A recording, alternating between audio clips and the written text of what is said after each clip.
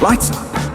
William Shakespeare, humanity's greatest playwright, and hell's most diabolical purveyor of entertainment, looks on as a brave mortal on an Orphean quest enters.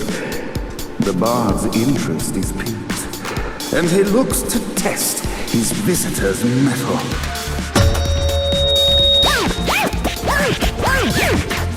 The masked tragedies were used to enemies cowering as they approached, but soon they realized that they faced a foe with courage and nobility, traits uncommon in the fires of perdition.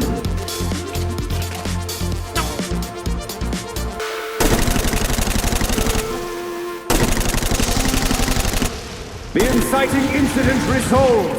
The time has come for rising action!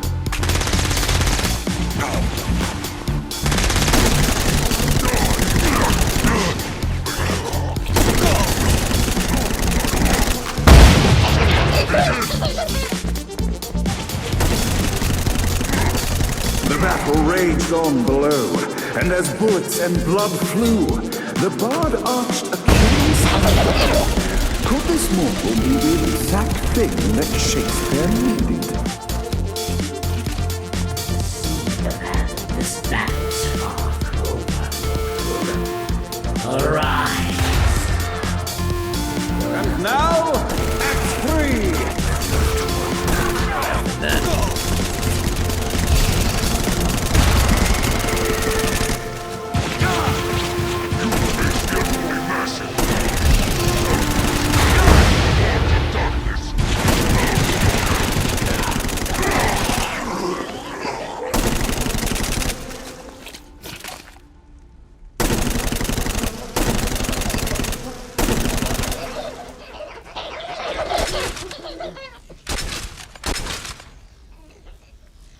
The conflict resolved. Shakespeare eagerly awaited meeting the champion that dispatched so many of his men. Undoubtedly, they were here for the bard's aid. And while happy endings were not a thing found in hell, Shakespeare always had a soft spot for comedies. In the land of the living, William Shakespeare is regarded as one of the most prolific playwrights of all time. However, to the denizens of hell, the bard is seen in a far different light. After selling his soul for fame and adoration, Shakespeare served in hell as Satan's spy master general. In doing his duty, Shakespeare would punish the souls he was investigating by forcing them to perform in grotesque passion plays for Satan's amusement. But in a Twelfth Night-esque twist, Shakespeare found himself living a double life. While he projected an image of cruelty, his heart was as soft as Jezebel's. In secret, he would tutor her on the classics and act out the works of his mortal days.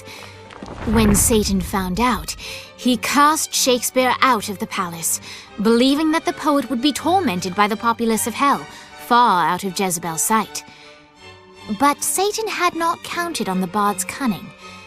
Embracing his persona of master torturer, Shakespeare and his followers, the tragedies, took root in the entertainment district, biding their time for revenge.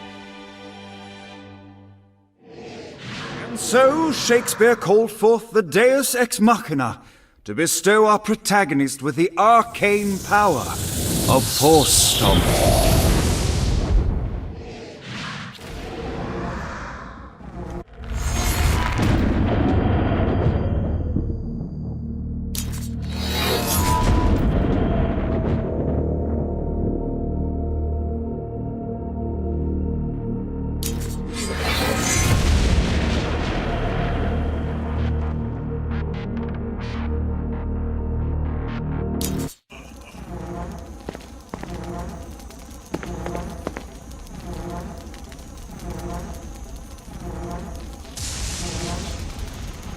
Like Marlowe before him, Satan underestimated the bard.